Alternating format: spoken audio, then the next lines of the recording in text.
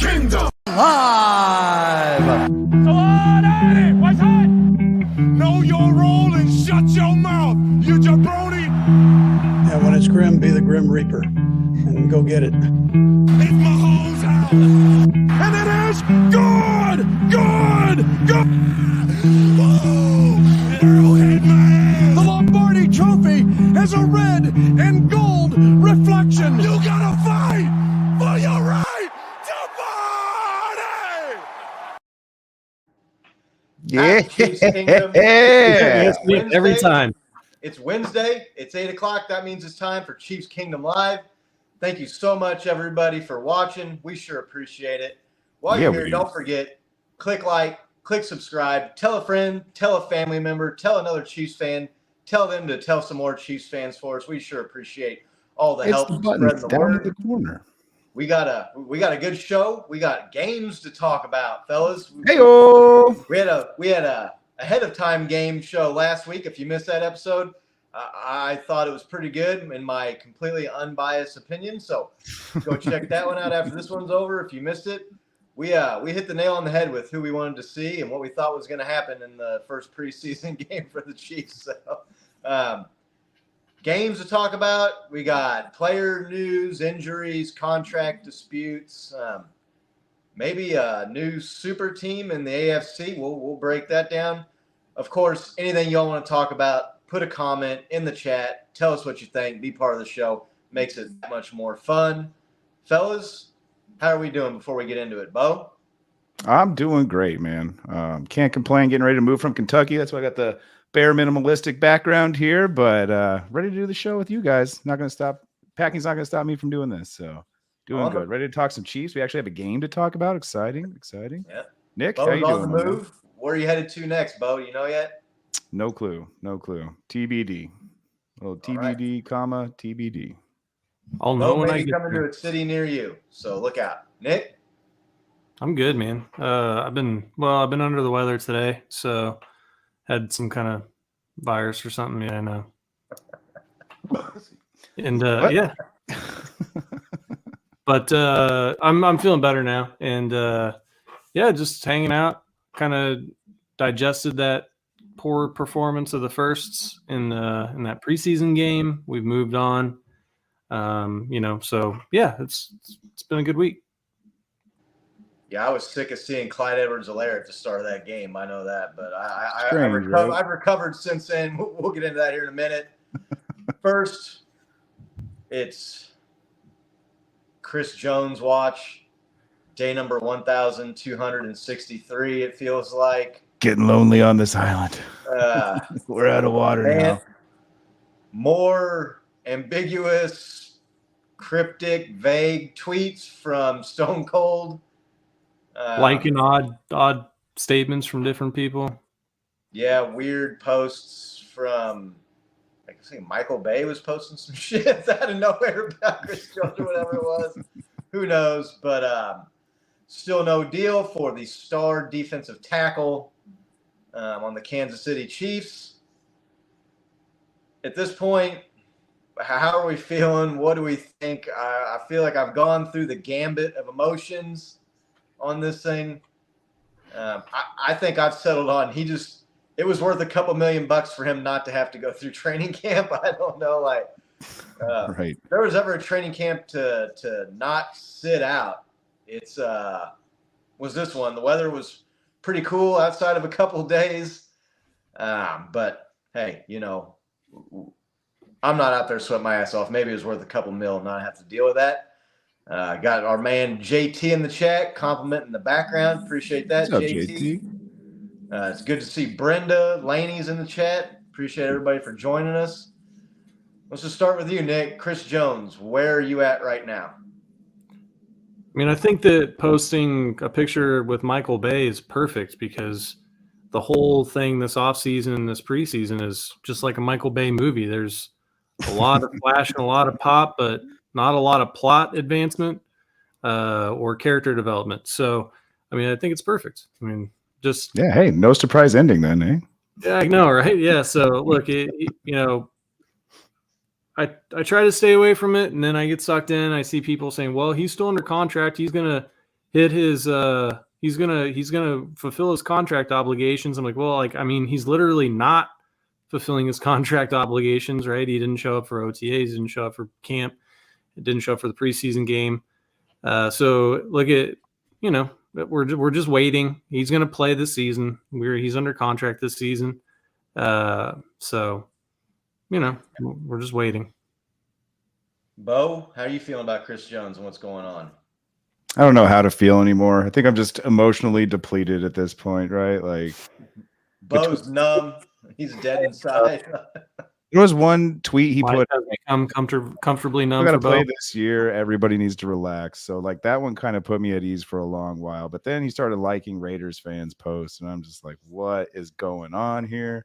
Then I'm hearing conflicting reports that he wants to have the highest paid salary. He wants to be north of Aaron Donald. So, like, I don't even know what to think at this point. It's all speculation at this, all internet rumors. I'm just waiting in the wings, I guess, waiting to see what happens. I can't get my hopes up anymore. Can't get them down any less. So that's where I'm at. What about you? Yeah, I just don't think he wanted to go to training camp at this point. So, he didn't want to do training camp. I just think he was like, man, I can work out at my own place, at my own pace, and not have to deal with all that. I'm sure there's a wanting to avoid injury aspect to it when you're asking for that kind of money. Missing the games. I mean, I don't know. Chris Jones to me is a guy that, does he really need training camp or preseason games to be ready to play football? I don't know. I see a lot of these veteran players. They get like Wednesdays off from camp or practice once the season rolls around. So right. I'm still leaning towards he's going to get it done. He's going to stay in KC. He's always kind of been in that corner up until now. I just feel like it would be like a weird kind of like out of left field move for him to all of a sudden just be worried about just money, right? So I don't think he's going to sit the season out. He hasn't said that. I would be very surprised if he did that. That has not been a good move either. For that wouldn't help his value, though, right? In the past, Le'Veon Bell. I'm trying to think of who the other guy that sat out a season was, and did not go well for him either in the long run. So I have a feeling we see Chris Jones here in the next week or two get a deal done and be there for week 1 at home against the Detroit Lions. They're going to need him against the Lions offense. For sure. And that's looking like that could be a fun game here. So we'll obviously get to that here in a few weeks when we get to the start of the season. How would you guys feel if you were Chris Jones's teammate and he was holding out this long? And like, obviously there's the aspect like you do, you go get paid, but training camp ends tomorrow. Preseason's about to be in week 3, technically week 2 for most teams, week 3 on the technical level. How would you feel? He's not there yet. He's not there by your side, training, going through the nit and gritty with everybody. I don't know. I'd probably be jealous. Like, damn, I wish I could just like cough up $3 million to not be here. 30 million? Is that what he's getting? Look, here's the thing. These guys, you hear it from the players all the time. It's a business, and they're trying to get paid, and they're trying to get theirs, and you only get so many contracts in this league. So I think if I was a player, I don't know that I'd have too much problem with it. Maybe slightly. I mean, you're out there busting your ass in training camp, but I don't know. I've always been taught and been told and been of the opinion, you don't worry about what other people are doing. You worry about what you're doing. Sure. I don't know how upset I'd be about it, but I'm sure there are probably some guys out there. Patrick said he wished he was there a couple weeks ago. A guy like Patrick that has probably turned down some money, or maybe not. That's probably not the right term to use. He probably hasn't turned down any money. A guy that is not making as much as a lot of other players at his position, and he's the MVP of the league, making less than other guys that haven't even won a playoff game. He could very easily be pouting and sitting out and asking for a restructure or a new deal to make more money and be much more justified. So maybe a guy like Patrick or Travis, they don't like it. But I have a feeling most of the guys on there, they know he's just trying to get his money, and he's a veteran player. He's established himself in the league as one of the premier defensive players. I know Brenda was kind of scoffing at that, saying his stats weren't all that great. His stats are pretty good. So yeah, I think that's where I sit on that. Nick? You know, they asked Andy Reid about him not being there. He said, well, you know, the sooner he gets here, the better. It's a fast game. Basically saying you can work out all you want, but if you're not in camp, you're not doing preseason stuff, you're probably not going to be ready when the season hits. So I think Andy Reid, he didn't sound irritated, but he's sending a message there, right? You know, Did you guys see what Andy Reid said today when he was asked if there's any new news on Chris Jones? what did he say? This is what he said. And then, you know, kind of once again, the weekly update. Chris, you know, has there been any communication, any movement, any expectation? No. Nope. That's Nope. it. Any communication? Any updates? Nope. I don't have time to talk about people who aren't here, right? I mean, he's got to move forward with the people who are there showing up. So, I'm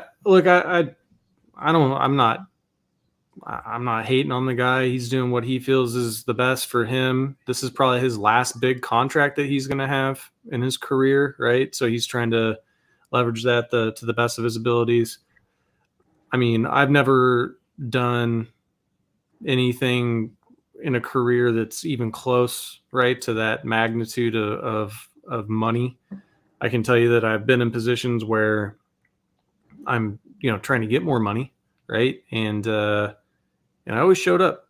You know, I never quit doing work to try to, you know, show like my value or anything. So I think I'm philosophically different in that way. It's a different industry, though. It's a different business. So, I mean, you know, it's not apples to apples, of course, but I don't know. I'm kind of tired of talking about Chris Jones.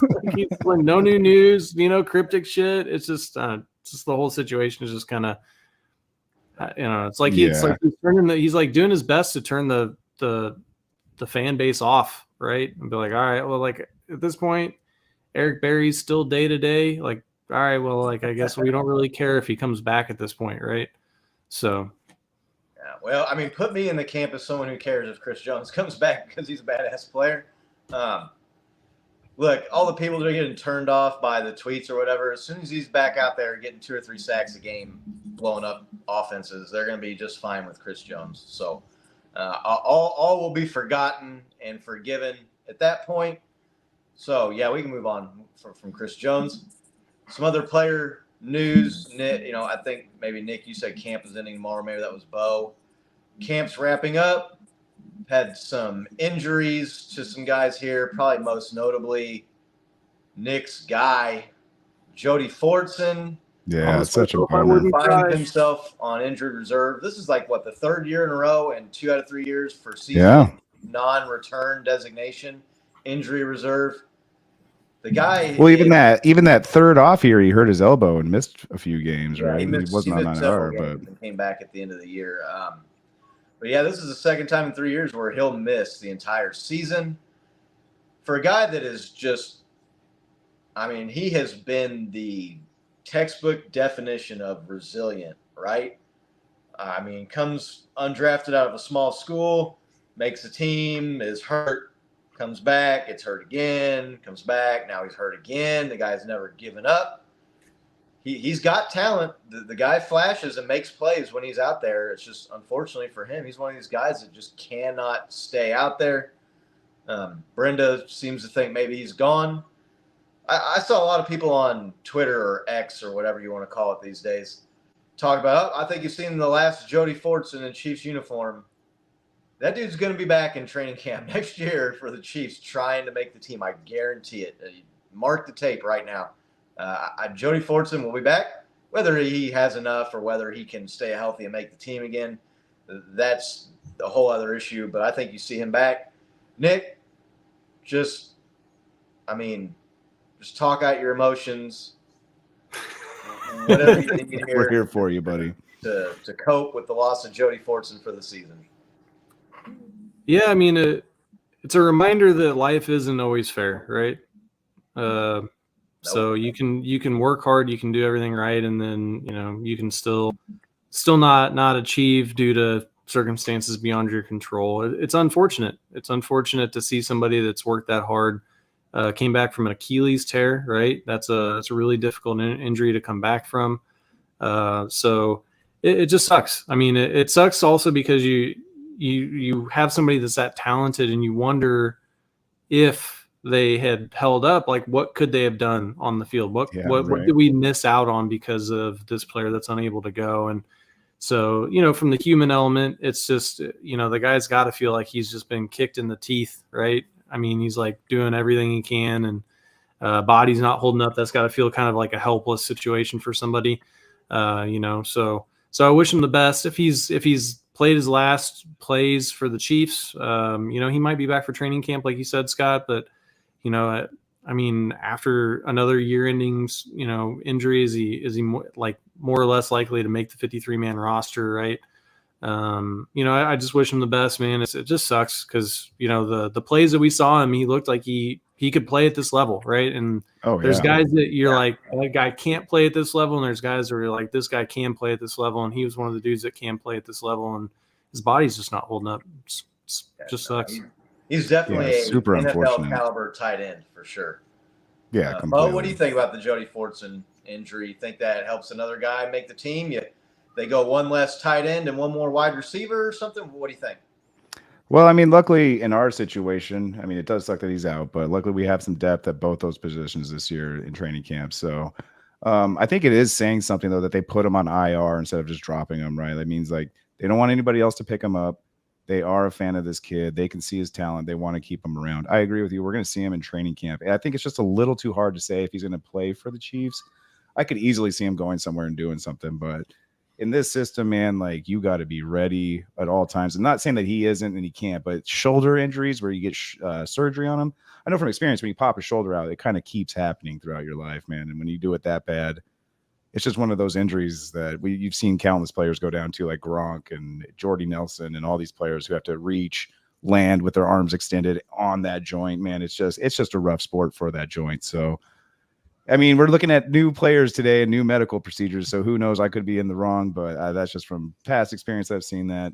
All the best of luck to that guy. He's just unstoppable when he's healthy. But some players in this league just can't stay healthy, and it's more luck of the draw than anything. It seems like. Yeah, if he doesn't come back to the Chiefs camp next year, I'm sure the Washington Commanders will give him a look and give him a shot and give him a tryout, because that seems to be what old EV's like doing out there in DC, picking up all the Chiefs that have moved on. So sucks for him. Had a scary moment for Justin Ross truthers, myself included in that camp. That's you. Yep. He left the field in the cart, but then he was back today making one-handed catches. So looks like maybe he's avoided injury there. We'll talk about his performance in the preseason game here. So Chiefs are losing some guys, and you hate to see anybody get injured, but you'd much rather see maybe like a second or third string tight end or one of these other guys getting hurt than, like, it seams like the Chargers have every year, a starter on the offensive line or wide receiver or something like that gets injured. So, again, not that you ever root for anybody to get injured, but if someone's going to get injured, you want it to not be a Travis Kelce or a Patrick Mahomes or one of these guys, a Nick Bolton. So, right. You could probably answer this better than I could even try to guess. Is the training facility a decent way from the practice field? I've never been to a training camp or anything, but it seems like any injury that's outside of like a bang, hey, you good to go? Yeah, I'm good to go. I just need to walk it off. Anything like kind of evaluation or anything like that. They seem like they just cart off the player regardless of the injury. Right. So at St. Joe, the practice field is kind of down the hill. You see the Chiefs post about players walking down the hill for practice, right?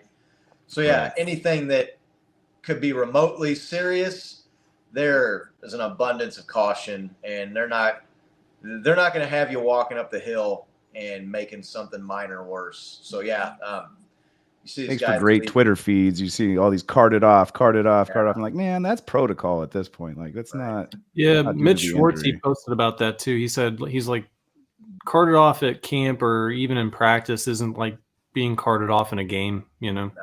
Right. Definitely not. That's a good point to make. I saw Justin Ross leaving the field. I was like, oh man, Nuggets. I know. Dude, I immediately text you guys. It's like, oh no, what's going on at this training camp right now? Yeah, wait, what? Yeah. So Brenda, yeah, there's other teams. Guys get lost for the season.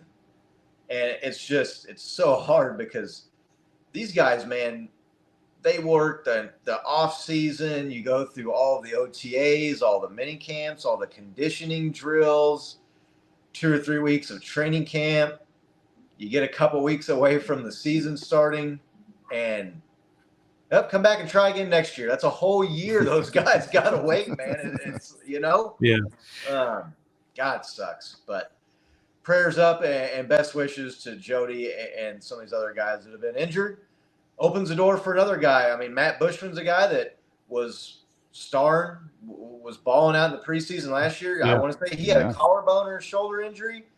He missed. Maybe that gives a guy like that a chance. Next man up mentality. So yeah, he was definitely one of those guys on the fence that's looking a little bit more hopeful, right, for that 53-man spot. Right. Yeah, no doubt. So training camp ends tomorrow, and then they'll be making cuts and going through the final 2 preseason games here. So training camp is tomorrow. It just got here. Like, what are we talking about? We were going through OTAs. What are we going to talk about, man? We can't wait till we get a game under our belt. Right. We already have one now. Yeah, we do have a game. First preseason game is in the books against the New Orleans Saints. Not the best performance from the first team, either side of the ball. The first team defense just gave up 2 pretty easy touchdown drives to the Saints. I mean, yeah.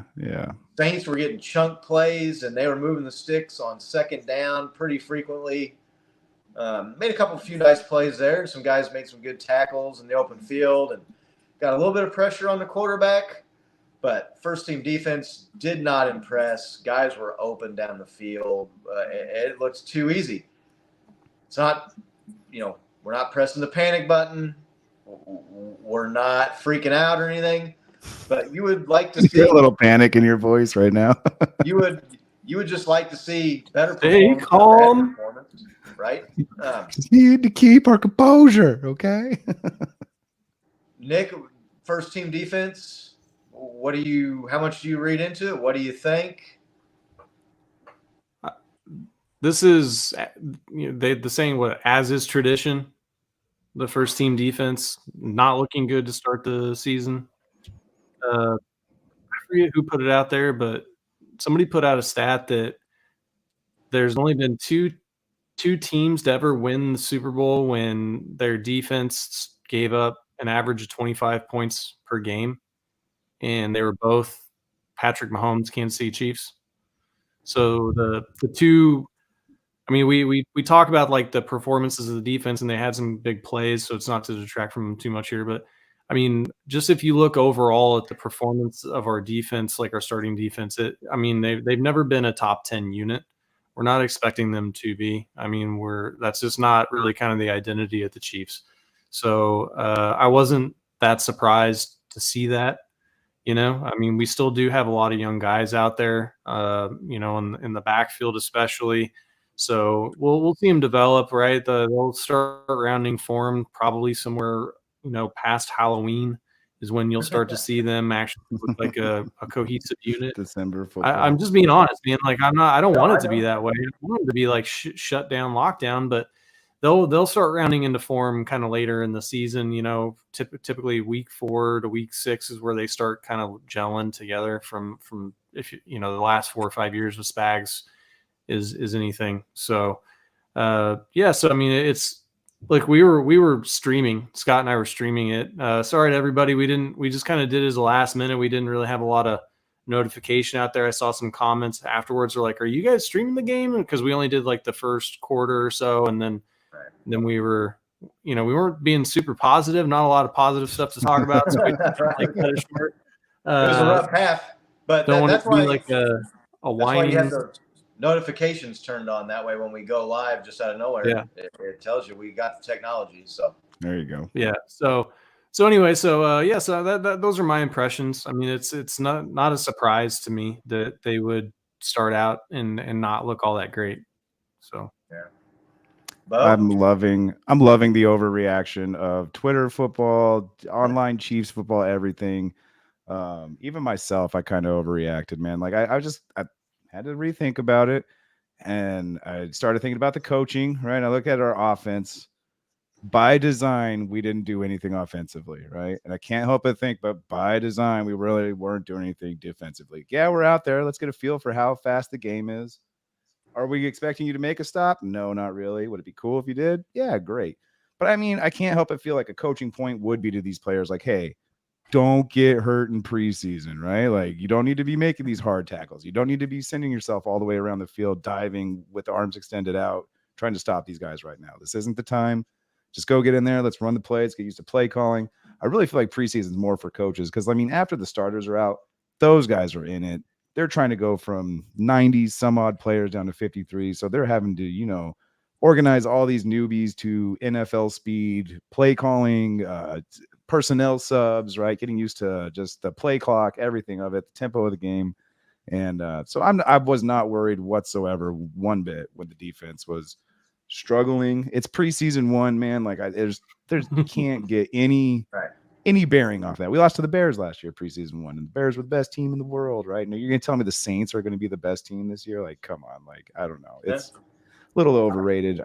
You could obviously tell the Saints' first starters on their offense were trying a little bit harder than most teams in preseason one, with the exception of the Broncos. It looks like they were trying their heart out and still were struggling, but hey, I'm okay with what we got. We got Mahomes, we got Reed, we got Spags, we got Travis Kelce. I think Kelce only played 2 plays. Like I know he did like a little motion on the first play, but I don't remember seeing him out there at all after that.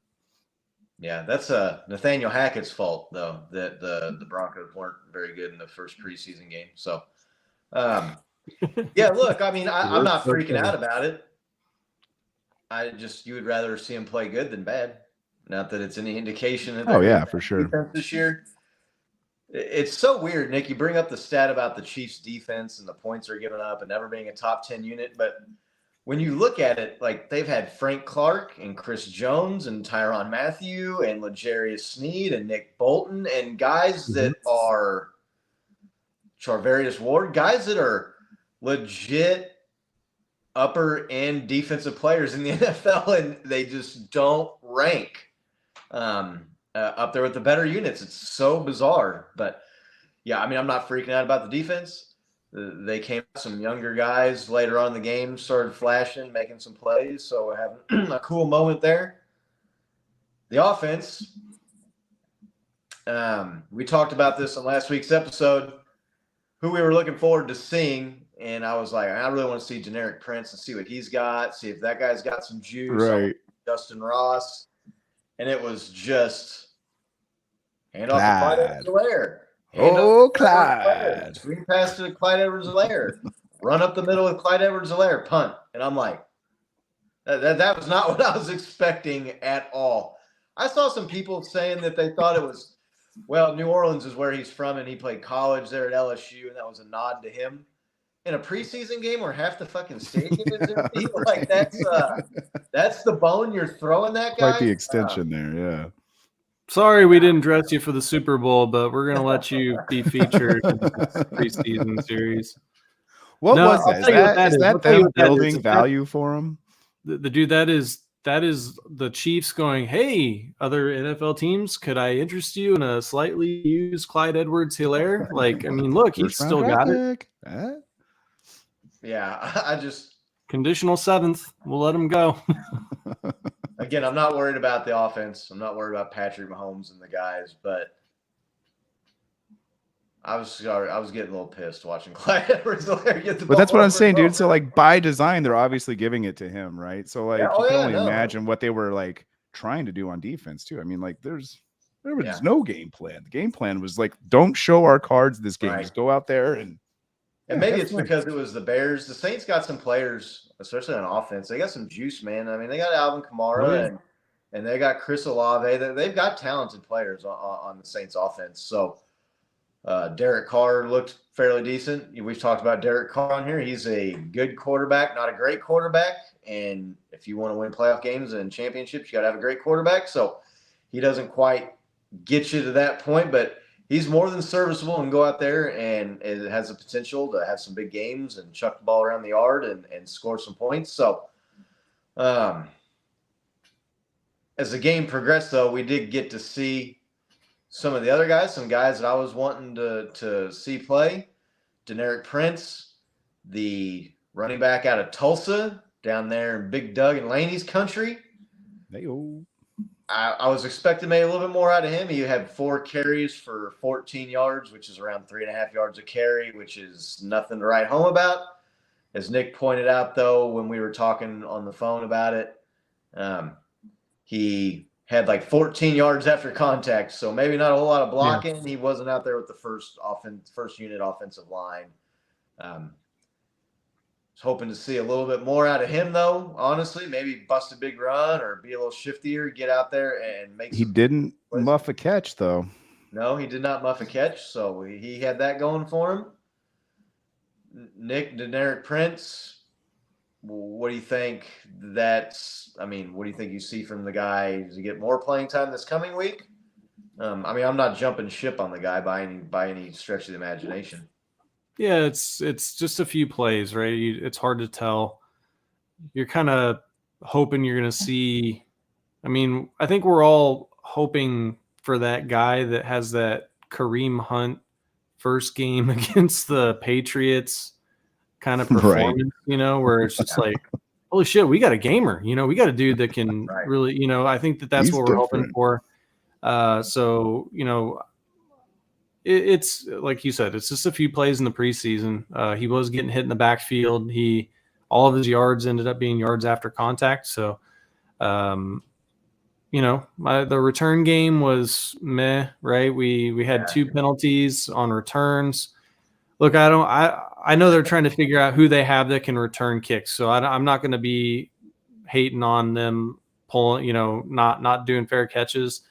I will start to lose my shit in the regular season if they're getting the ball at the 2 and running to the 12 and then getting half the distance back to the goal when they could fair catch it at the 2 and get it to 25. I probably will be upset then because it's too easy to take it to the 25. Like you give Patrick Mahomes the ball at the 25-yard line, like you're going to have a good time, right? If you start off with the 6 over and over again, like you're going to have a bad time.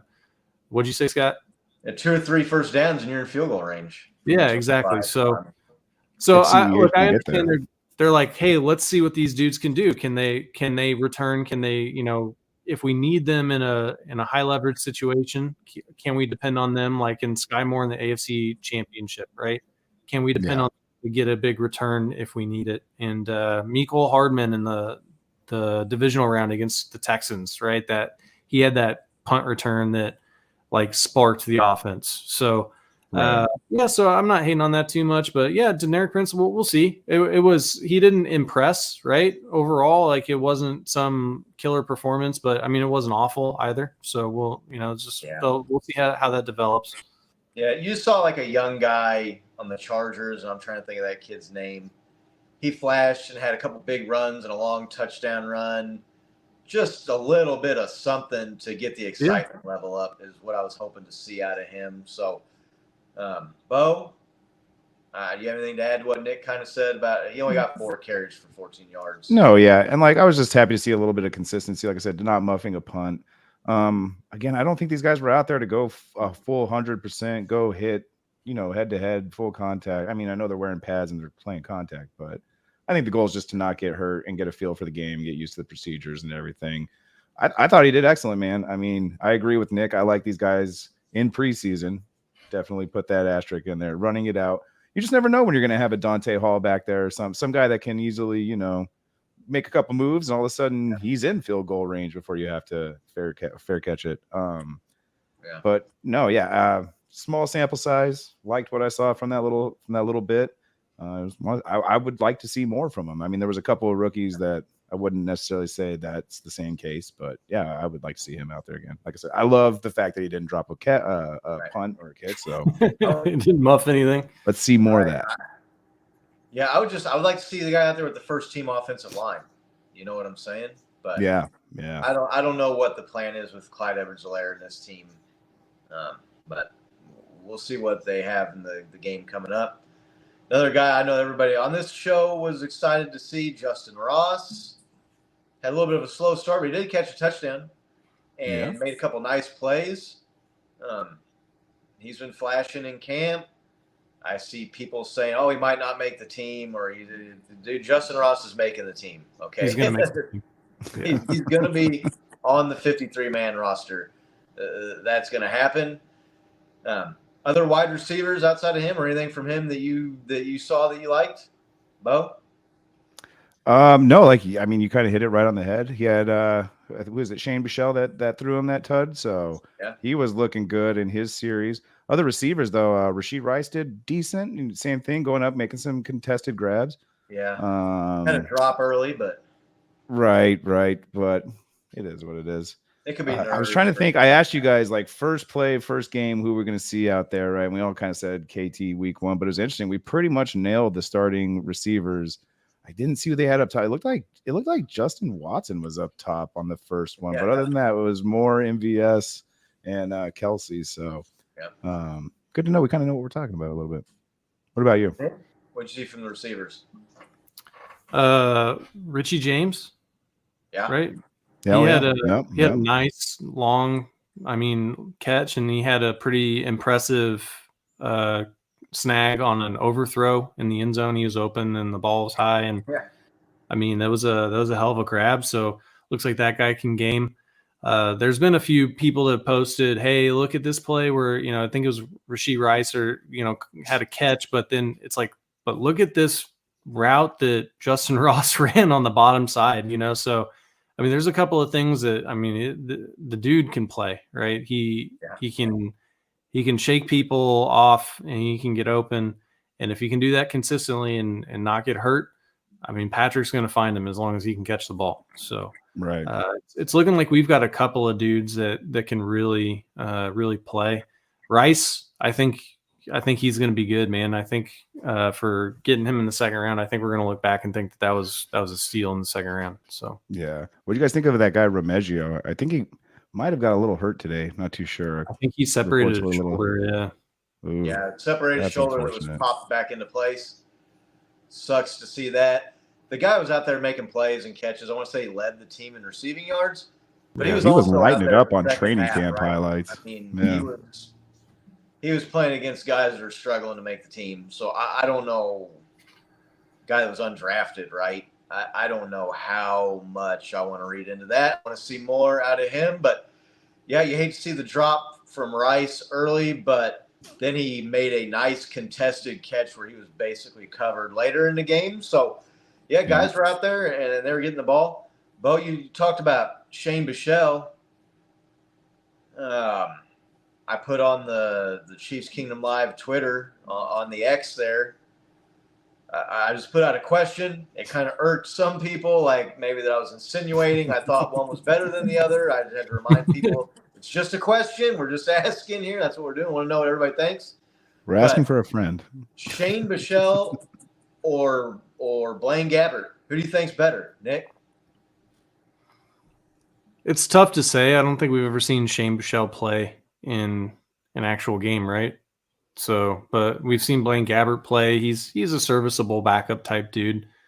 But you're never going to see Blaine Gabbert, preseason or not, make the play that you saw Shane Bichelle make in game for the touchdown. So I just think it's one of those deals where I would probably defer to Gabbert just because he has more game experience, So, I just think that goes a long way. That's what we've done, right? We had Matt Moore, we had Chad Henne, and those guys, they were experienced, and you knew that maybe they weren't going to make the biggest plays in the world, but we knew that when we put them in there, that the moment wasn't going to be too big for them, and they were going to be put in a situation where they'd never been there before.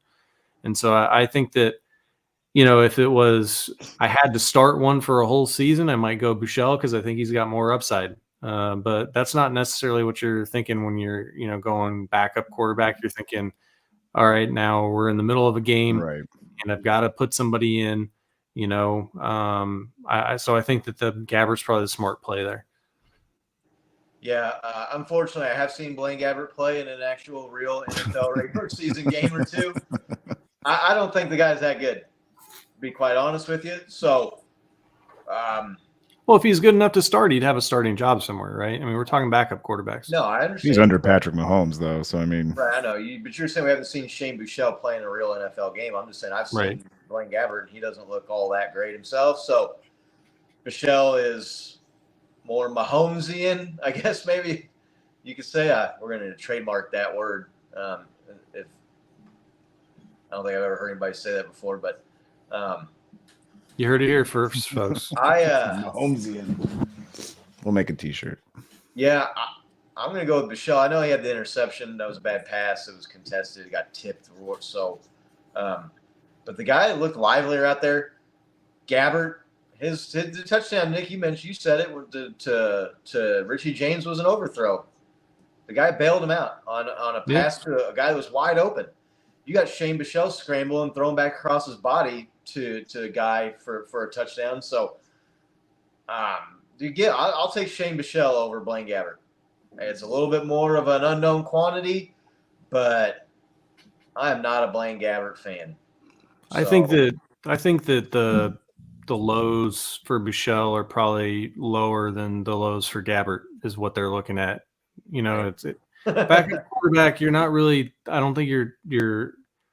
I mean, you're just looking at somebody that can run a base offense, right, to try to get you through a game or two. I mean, but if you're looking at, I just need you for one drive in the AFC divisional round. That's all we need you for. Can you go 98 yards with mostly Pacheco, right? But we say that, but I mean, Chad Henne almost threw an interception on that drive. Like gets forgotten because they went down and scored. But I mean, like these guys, they're not. If they were really good, then they'd be starting somewhere. That's all my only point. Yeah, that's fair. And real quick, I see our girl Race Cars in the chat. Good to see you, Race Car. Appreciate you stopping in. Hope you're doing well. Bo, what do you think? You Buechele or Gabbert? I mean, just from recency bias, I'm going to lean Buechele, right? I'm super curious to watch them both play again, and then again in the next couple preseason games, and watch like maybe a little quarterback competition spring up for who's going to be number 2. If Buechele lights it up the same way again, like it's going to be kind of unquestioning that he's going to be number 2. If he has another performance like that this week against the Cardinals, we'll see. And they don't have that great of a defense, so it's possible. And if I see he's working out here with Mahomes, they probably get along because I think they both have dads that were Major League Baseball players too. So, yeah, all right, there you go. And then no, I mean, like one of my big questions this season was, hey, is Henne going to be replaceable? Right? Like, I know it's a weird thing to say, but like I said, like we just need you one solid drive, and it's going to be probably when it matters in a divisional game, in the playoffs, when all eyes are on you, right? Like I'd like to see somebody super consistent, and yeah, let's get a little competition between these two and get them vying for that number 2 spot. Just make them better, have a better backup QB. But yeah, right now I'd lean Buechele as being a little bit better. Just recency bias alone, one game sample size, so obviously not 2. I mean, they both have rings, so yeah, that they do. Yeah, no, they do. I don't know anything else from that preseason game that stood out to you. You guys want to talk about? I got to jump off camera here. I got to figure out why my shit's going to die here. So, no, unfortunately, I was way too hungover to make it through the entire preseason game, but I did turn it back on at the 4th quarter, and surprised that we were in the lead, and just like, oh, hey, 46 seconds, we got this wrapped up, and no, we threw it right to their edge rusher. Then in turn, they just kicked a field goal and took the game. What was going through your mind when you saw on 3rd down in a preseason game that meant nothing, Patrick Mahomes start scrambling? I mean, when the play breaks down, I guess the play breaks down, right? Like you think you would just throw it away, but shows you how competitive that dude is, right? Like right?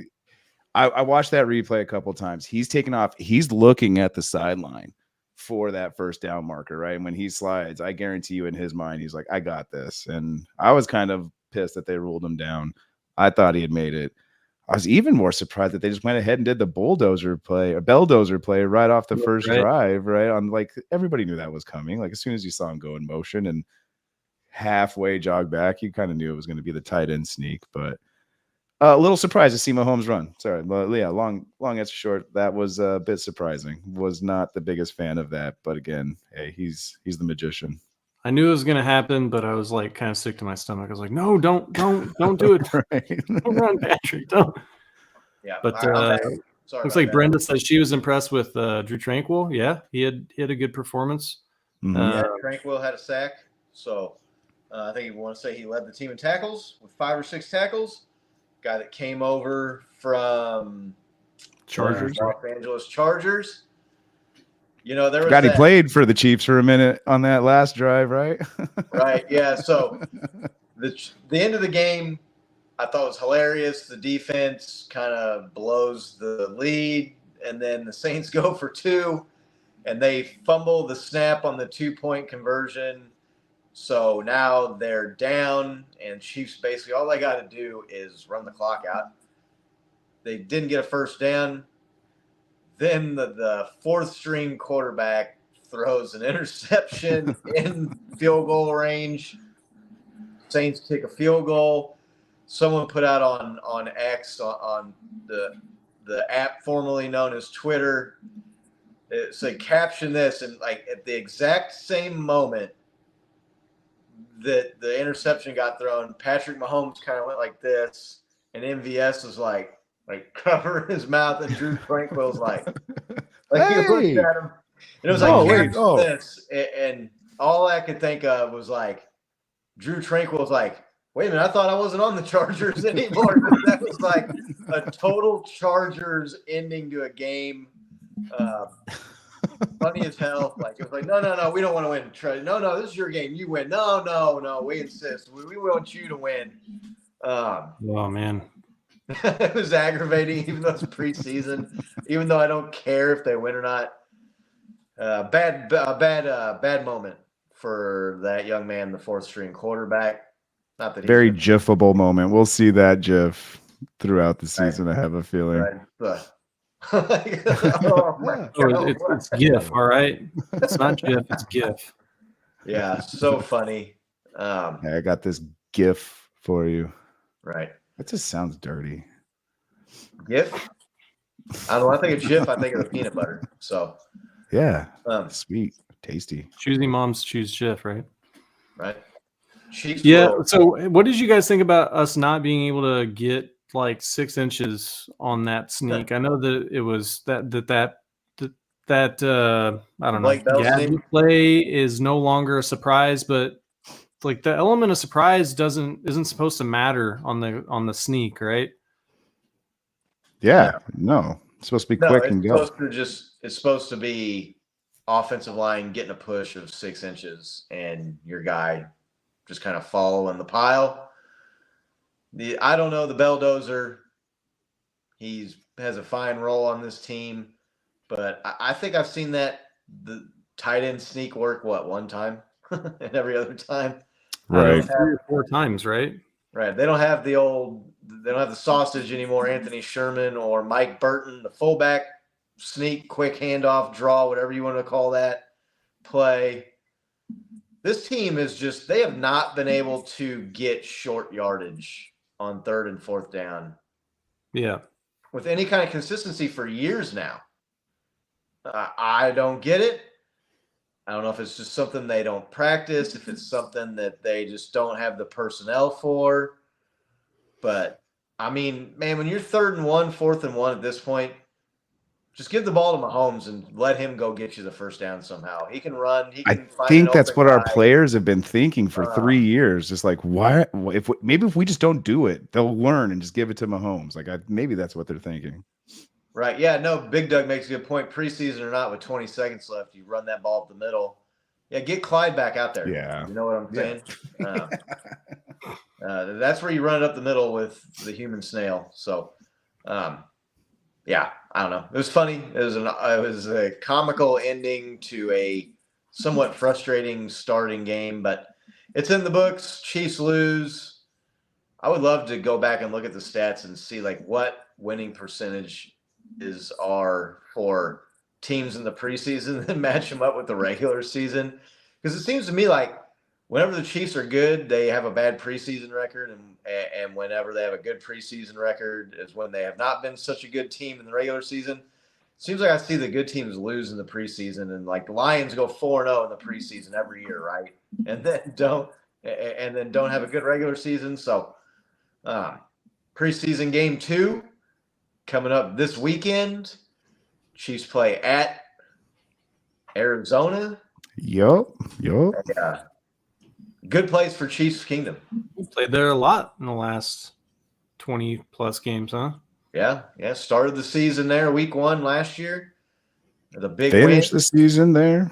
Finished the season with a big win in Super Bowl 57. What do we think we see from the team here? I think the starters will obviously play longer. What are you guys looking for preseason game 2, Nick? Yeah, I would like to see the first team offense have a little bit more spark. I know they're not going to show anything that is crazy play wise, right? Like they're not going to be busting out the stuff that that they don't want on tape. But it would be nice to see some longer throws, just to see Mahomes to some of these new guys, right? Mahomes to Ross or Mahomes to James, right? Mahomes to Rice. So I would like to see that. That's what I'm really hoping and looking forward to, is just see if we can maybe get like a deep pass to one of these dudes, just give us a little bit of something to look forward to when the season starts. Obviously on defense, we would like to see, not chunk plays for a touchdown, right? Like, they're just going through like a walkthrough or something. But, I mean, that's really what I'm going for, right? Is I really just want to see Mahomes connect with one of these new receivers on a big play. Just like it's like that when you play golf and like I suck at golf, but like if I get like one good shot, like I'm like, all right, I'm good for the rest of the round. Like that's kind of what I'm hoping for with this game. Like let's just get one good play to one of these new dudes and just get us a little bit more excitement going for the year. What about you, Bo?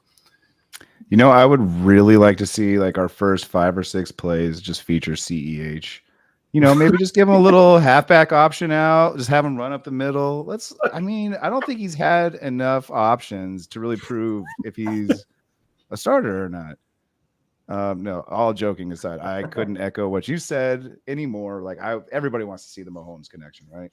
I want to see Right. TMFK out there make a pass, just like, yeah, let's go. At number 87, let's get this going. Just remind the crowd of like who we are a little bit. Like, hey, we're not going to do that again. But same with you. I'd love to see the defense make a stop. Maybe a couple more contested breakups from the starters. But again, it's just season 1, our preseason game 1. I can't help but feel like those guys were just doing a run through, right? Just this is the pace, this is the play calling. Get used to this kind of stuff. So. Just a little bit more of a complete game on both sides. Right? Exactly. So just a little bit more complete game from both sides. A little bit, a little tighter ship, so to say. So, yeah. What about you, Scott? I don't think Arizona needs a running back. They've got James Conner, who's pretty good running back. I mean, I'd take him on the Chiefs. So, yeah, I just look. You can not show all of your hand and give away the top secret pages of the playbook by not just running it up the middle and throwing screen passes to your bust of a first-round running back. So, yeah, I'd like to see a little bit more explosiveness, a little bit more sense of urgency by the offense. The defense, they're going to be very vanilla. The Cardinals, I don't think they have the weapons or the playmakers. There's no Alvin Kamara or Chris Olave on the Arizona Cardinals. So I think you see the defense probably look a little bit better. How much of that will be the defense and on the Chiefs and how much of that would be the Cardinals and their offense, I don't really know. But, yeah, I'd like to see a little bit more entertainment and just a little bit of an appetizer, right, for the regular season coming up here in a couple of weeks to kick the appetizer season is off. a great word for it. Yep. So I'd like to see Mahomes just chuck it up to Ross, man. Just let him just see what happens. Go route. You don't have to. You don't have to like show him your best play right in the preseason, like to get the ball to push it downfield. Patrick Mahomes doesn't need practice throwing the ball deep. It's not like a necessity. Just as a fan, it's something I want to see. So, if the defense comes out and looks like they did, though, the first team unit, the starters against the Saints, do you think that ups the price tag on Chris Jones at all? Do you think he was watching the start to that game with his agent and just going, Pay me. Nick, you think that affects it at all? Yeah, it could, man. I don't see why it wouldn't. Right? Like, hey, big hole in that defense that you guys are missing. I know somebody could fill it up, right? I don't know if upping the price tag is right, but maybe increase the sense of urgency to sign a deal, right? So maybe I don't know. It's tough. They definitely missed him in run defense in that first preseason game. Like you could just tell. I mean, we just had nothing on run defense. So we'll see. Again, how much would he have played though? Like, would he have been one of those guys that got 1 snap, 3 snaps? I mean, he probably would have been, in for the first series, I would guess, right?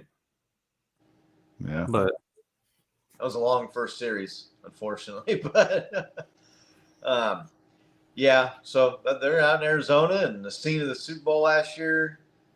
Chiefs, it's like their second home right now. I want to see. I want to see Prince too, man.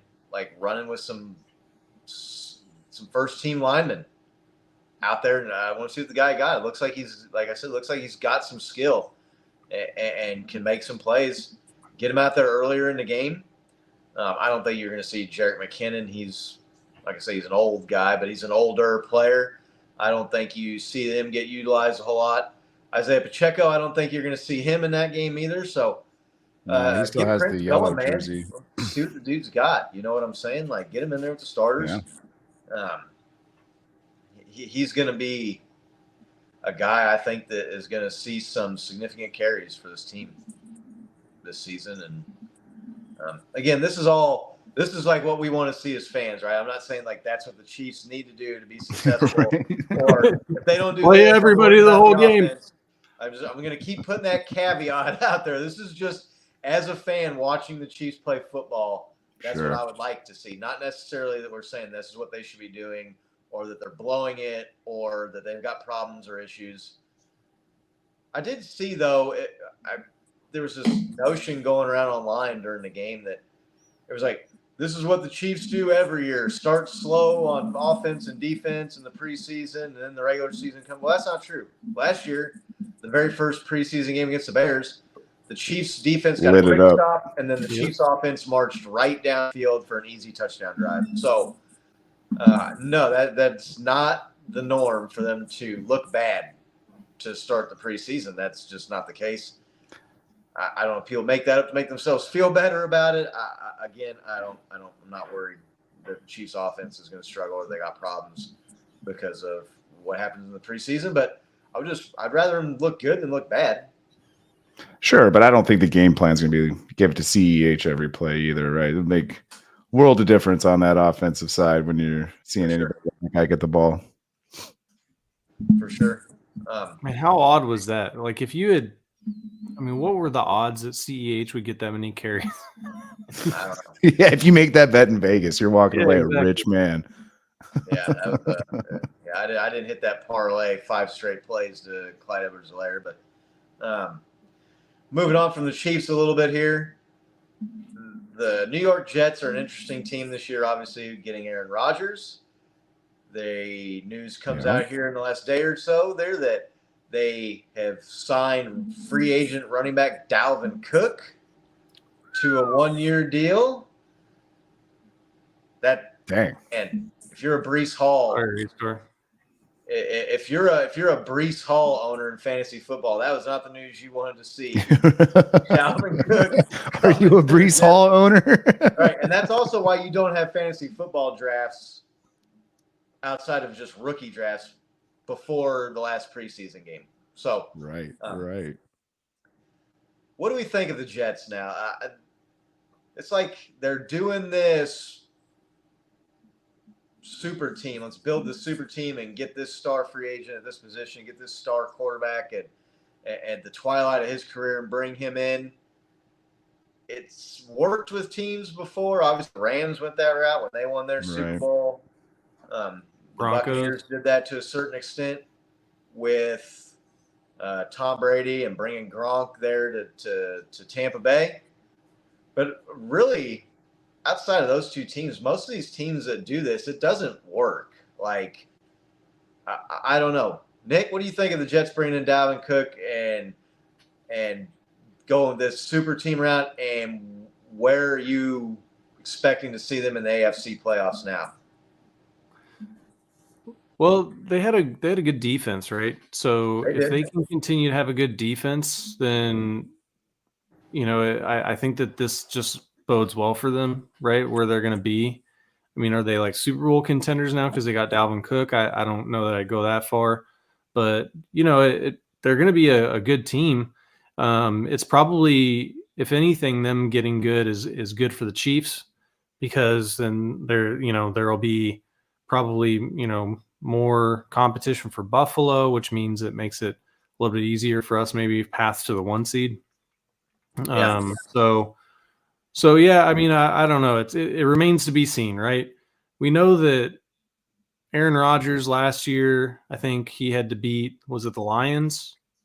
He had to beat the Lions to make the playoffs, and he couldn't do it. And so I think really he's the big question mark on how is he going to perform this year? Is he going to be Aaron Rodgers of a couple years ago where he's getting MVPs back-to-back years, or is he going to be the guy that can't beat the Lions to make the to extend his season into the playoffs? So I think that's going to be the big question mark. But yeah, I agree with what you're saying. Like Andy Reid, like doing that super team thing is like what sunk him with the Eagles, right? They tried to go for the super team, get all the free agents, and it's not Madden, right? You can't just like get all the best guys that are available and like expect that now I'm going to have the best team. It just doesn't work like that, right? Because they got to be cohesive as a unit. So yeah. Bo, how are you feeling about the Jets adding Dalvin Cook? Well, Nick took all the good talking points there for sure. I do echo everything you just said. I mean, yeah, Aaron Rodgers is the big question mark on every. No, I mean, it is what it is. Obviously, Aaron Rodgers is that big question mark, right? I've kind of seen him as falling off the past couple of years, whereas like I know some Green Bay fans that would argue till they're red in the face with me that that's not the case. It was more of his teammate and the management around him. It's one of those things where I feel like we just have to wait and see. It could go either way, and I feel like it's going to go either way, like on the extremes. It's not going to be in the middle. They're not going to be this average team. I think they're either going to be really good or they're going to be really terrible. We've seen it before, like you're saying. It's only worked a handful of times. Sometimes these guys get in there and they just don't mesh. The coach doesn't fit. You're trying to handle all these divas because they're all stars in their own mind.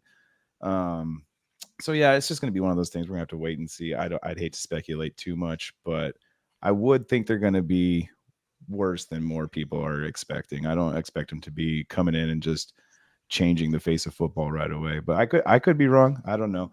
I don't see I know they do have a good defense. I just don't see the powerhouses in defense that they would want to kind of like carry them on the defensive side. You know, they have like Sauce Gardner and who's that other guy? Not drawing a blank right now, but yeah, we'll see. Yeah. I don't know. Yeah, Scott, they got Garrett. Yeah, I mean, they got Garrett Wilson. They got some players on offense too. So, like they got Scrubs. I just mentioned Breece Hall, running back. It's a little strange to me to go out and get Dalvin Cook when you've got a really good, legit rookie running back coming into his second year. Looks like our man Tom's back in the chat. Good to see you, bro. Thanks for swinging back by. I hope you've been well. You think with the whole running back debacle and Saquon kind of setting the market at 10, these guys are looking at these running backs as like a bargain price now? Yeah, no, I'm not saying it's a bad signing. I'm not, they got him for cheaper probably than they were expecting to, and it gives you insurance and depth at a position that usually suffers from attrition, right? Injuries to running backs. We had that conversation when we were talking about the value of the running back position. So maybe a little bit of an insurance there, maybe a change of pace. Dalvin Cook is a hell of a receiving back, like catching passes out of the backfield. He's one of the few running backs that's also like a game changer, just running it, right? Like that comeback game, the greatest comeback of all year, the largest comeback of NFL history. Yeah. He was a big factor of that. Yeah. Aaron Rodgers doesn't have any excuses this year. to not be good. Right. Yeah, I ain't no shit. And I'm an Aaron Rodgers fan. We've talked about it on the show before. I think he's great. I think he's one of the top 3 or 4, top 5 quarterbacks of all time. He took the State pay Farm, cut buddy. to get these other guys in here. Again, though, outside of the Rams and Tampa Bay, like when you see these teams do this, it just does not seem to pan out. And look, not pan out. Winning the Super Bowl is hard to do. There's 31 teams right every year that don't win the Super Bowl. So this is a legacy year for Aaron Rodgers this year, and I think next year. Yeah, that's fair to say. To submit him, he's going to be in the Hall of Fame, and he's going to go down as one of the greatest of all time. But if he doesn't get another Super Bowl, underachieved guys that are going to looked at, they're going to be viewed as and put down as having better careers and being maybe a little bit higher up on the list of all-time greats than Aaron Rodgers with 1 Super Bowl. Puts him right above like Marino because he won one, right? Right, yeah. I mean, under everybody else. there's guys out there like Trent Dilfer that won a Super Bowl. So Ties him with Russell Wilson. I mean, all the backup quarterbacks each have a ring. We talked about that, right? Right. Yeah. So we'll see what Dalvin Cook does for the Jets. They're going let's bring in all of the the high-paid free agents, and see what they can do there in that division. That's a good point, Nick, about that's going to make it tougher on the Bills and the Dolphins. So I'm trying to think now, like some of these other super teams that came in and it just didn't work. What injury did that dude, Bryce Hall or Hill or whatever, Hall, what did he sustain? Was it a knee injury? I think he did have a knee injury last year. I feel like those are one of those like running back kryptonite injuries too. Oh, man. Yeah. Yeah. I don't know. Jamal Charles came back from some knee injuries, though. I mean, there's guys. Yeah, that's true. Yeah. There's some people that were saying that CEH, like he got that knee injury in his rookie year, wasn't it? And that he hasn't had the same pop that he had before that. No, but Adrian Peterson had a pretty major knee injury. He came back and was like an That dude was superhuman, wasn't he? No, yeah, I'm not trying to say that just because Adrian Peterson and Jamal Charles did it that anybody can do it, but it's not the death knell that it used to be for running backs. Right. And I'm not sure. I can't remember the injury he had. I can't remember if that was a meniscus or an ACL or what the injury was there. But, I mean, from all the reports I've seen and everything I've heard, he's going to be ready to go week 1, Breece Hall is. So it's not like they had to go out and sit Dalvin Cook because they don't think the guy's going to be ready. Maybe you can ease him into the workload, though, to start the year. Maybe you don't have to put as much on his shoulders out the gate, which maybe will help him be healthier and get back to 100% for a playoff push. Who knows? It's also the Jets, right? So I don't know. Yeah, I mean, they haven't won a Super Bowl in 52, 53 Not in my years. lifetime. No, they're on a hell of a stretch without the trophies. So they had a couple years there though, where they're in the AFC Championship game. I want to say that when they had Mark Sanchez there for a year. What was the other quarterback they had there? Gosh darn it. I think they played. They got pretty darn close. Didn't Fitzpatrick play up there too? Yeah, Fitzmagic, he played there. That guy played everywhere though. Yeah, I was gonna say he played for like every team.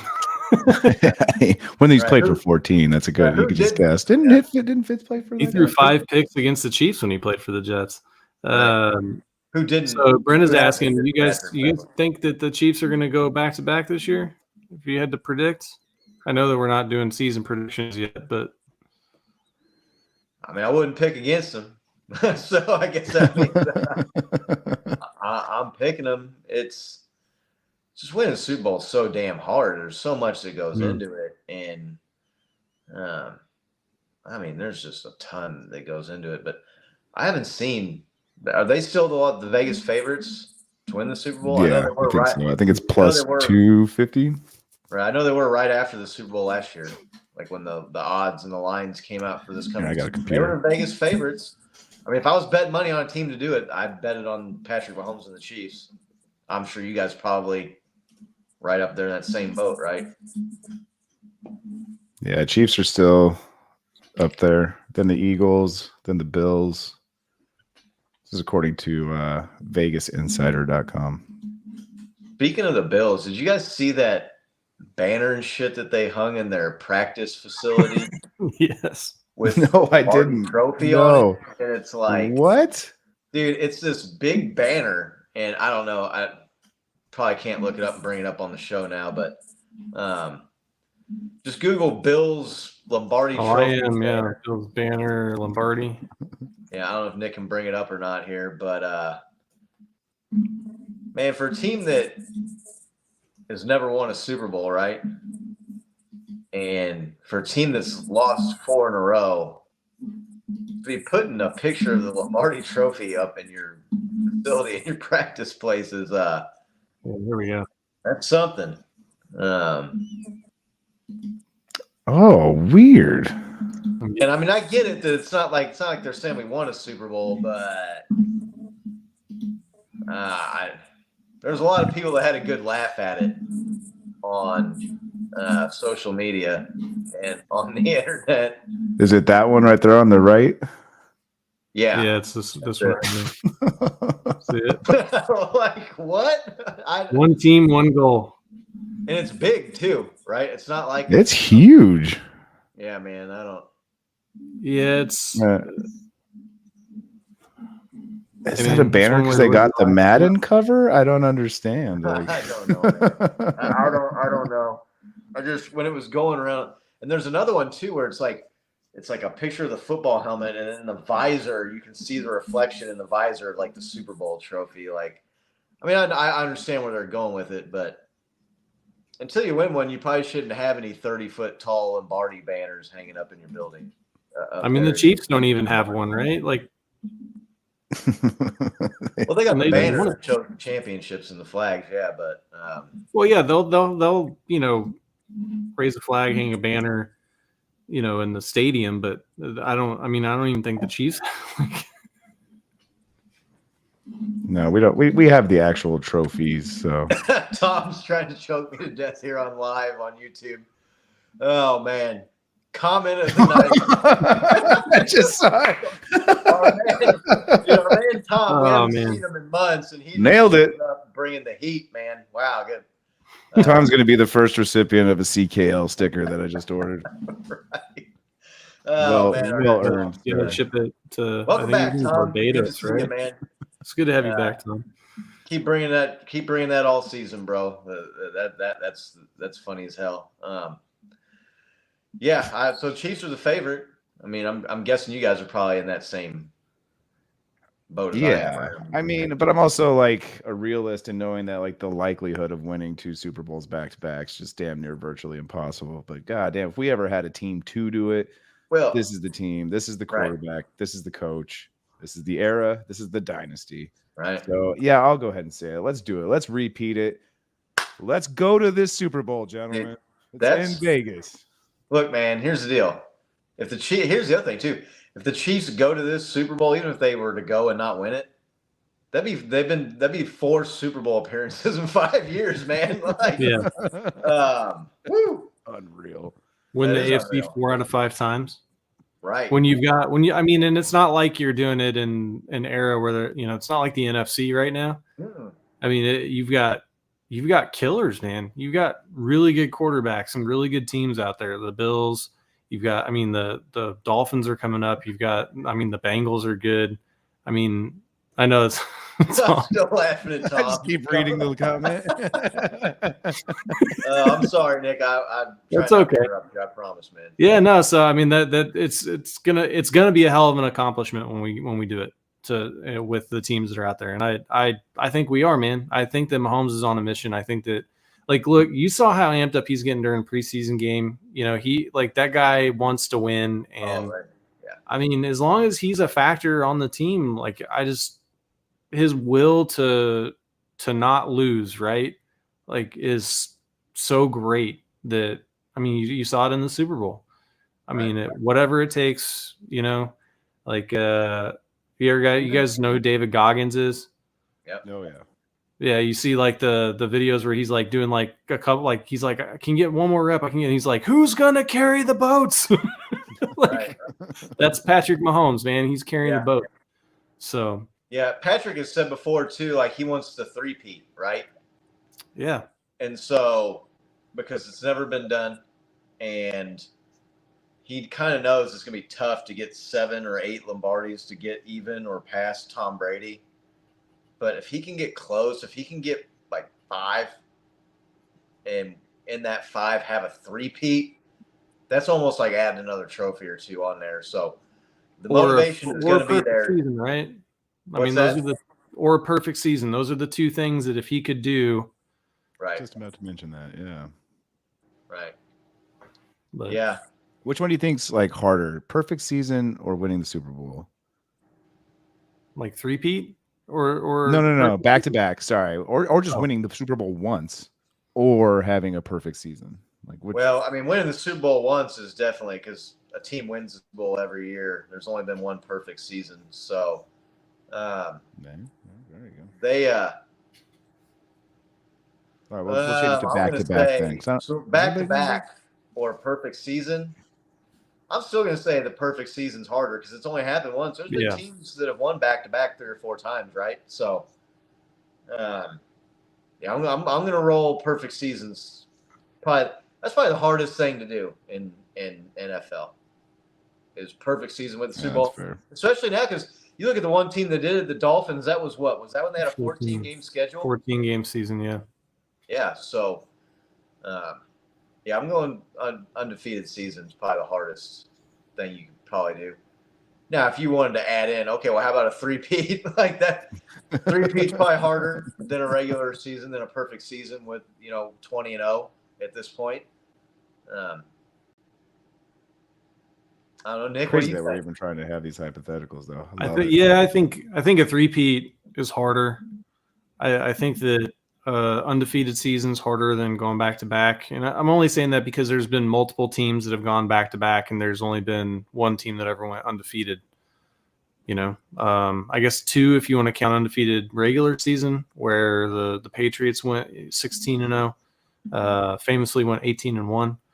For all the Tom Brady fans out there, remember that one? Eli Manning, helmet catch, David Tyree. So, helmet catch, bro. I remember watching that game. Was that the Bacon Bowl? The Bacon Bowl. What do you mean by Bacon Bowl? We watched the Super Bowl, and like literally the only thing we had in the house to eat and cook was like bacon. I lived in Oklahoma when that happened. Oh yeah, so Nick wasn't at Bacon Bowl, so we watched the Super Bowl at my house, and literally like the only food that there was to cook was our friend Matt's family has a farm that raises hogs down in like South Central Missouri. I got some ham. We cooked up bacon. We cooked up probably like 6 pounds of bacon. Just ate bacon and drank beer for the entire Super Bowl. That was the Bacon Bowl. You could glide across the floor. Yeah, Tom Cruise and Risky Business in the kitchen. So, I'm pretty sure that was Bacon Bowl, the helmet catch. That was a crazy game. Patrick wants it, and it's on his radar, man. He's working for it. So I've noticed though that none of the players have mentioned it really, because I feel like last year they kind of slipped up, or 2 years ago at the Super Bowl parade, they were next season, perfect season, here it comes, and then that didn't happen. Tyreek Hill was tweeting 20-0 going into the season or whatever, and I think that was the season they started like 3-4. Yeah, bacon and alcohol. I mean, it's hard to undefeated. Beat. You can get that bacon flavored vodka too. You can get bacon flavored vodka. Really good. You guys ever had a breakfast shot, or have you ever heard of a breakfast shot? No, I haven't. Yeah, it's called Wild Turkey 101. Not, but the shots you have for breakfast. This is a literal thing. I mean, you can do it however you want, but it's a little bit of like Jameson or Crown, or pick your whiskey. Put a little splash of butterscotch schnapps in there. It's like a little kicker, right? So that's your shot. And then you have a real kicker full of orange juice, and inside of that, a stick of bacon. So you take your whiskey shot, chase it with orange juice, and then you munch on your bacon. I promise you, it will change your life. First time I had those, I ordered about $600 worth at the bar. They're tasty. All right. No, well, back I used to get there's like bacon flavored vodka, and then there's also another brand that they did like smoked salmon vodka, and you could make Bloody Marys with those. Man, it was so good. Yeah, I don't know. No. I pass on all the vodka these days, but I Well, think yeah, I definitely yeah, I'm pass drinking, but on smoked salmon vodka. So, yeah, it's going to be a Smoked fun salmon season. vodka. dude, it's a Bloody Mary with that stuff. I'm telling you, Bo. No, Do I they make don't doubt it, but vodka-flavored like just vodka by anymore? itself is fascinating. Yeah, can I get the I mean, vodka it's flavor? like every day we get further from God, right? They got smoked salmon vodka. Right. Yeah, do No, they I get make the boat. vodka-flavored vodka anymore? No, no one wants that. So, In no one like wants 10 their years, drink it'll by be like a vodka. craft little like, hey, look, we got the vodka flavored vodka. People are like, oh man, have you tried that vodka flavored vodka? Man, Oh yeah, they soak it's it in different. vodka. Yeah. Cool. Well, I think we got to pretty much everything we wanted to hit up. Oh Appreciate everybody who's joining us. It was great to see the regulars in here. Laney, Big Doug, Brenda, our man Tom is back. Good to see you Yes, again, thank Tom. you, Glad hopefully you've been everyone. doing well. Look forward to chatting football with you now that the season's coming up. If you haven't clicked like and subscribe already, do that for us. We'd really, really appreciate it. We got Down some in the goals corner. we're trying to get to here. We're trying to get to subscriber mark. We got a giveaway we're putting together. We're going to announce that here very, very soon, and it's definitely a giveaway that y'all want to get in on. Go follow us on our social media platforms as well. If you've got the X or if you got the Facebook or the Instagram at Or the Chiefs Kingdom internet. Live. We're on We'll be there. back next week, next Wednesday, 8 o'clock Kingdom time. We'll be discussing the game in Arizona, what we learned from that, looking ahead to the final preseason game against the Cleveland Browns, which will be at Arrowhead Stadium. I may have some tickets to that game that may or may not be going up for grabs here soon, so stay tuned. Maybe we'll have some Chris Jones news. Maybe we'll have some other news. Who knows? But again, have thank some you Super Bowl everybody merch so we're gonna be much giving for away. joining us. It's a lot of fun talking Chiefs, everybody. It makes the season that much more fun as well. So don't forget, click like, click subscribe, tell a friend, tell a family member. Until next week, let's go Chiefs. Let's Go Chiefs! And this time next week, all could be right in the world. Chris Jones could be on the team. Everything could be happy. But sorry. Yeah, go Chiefs!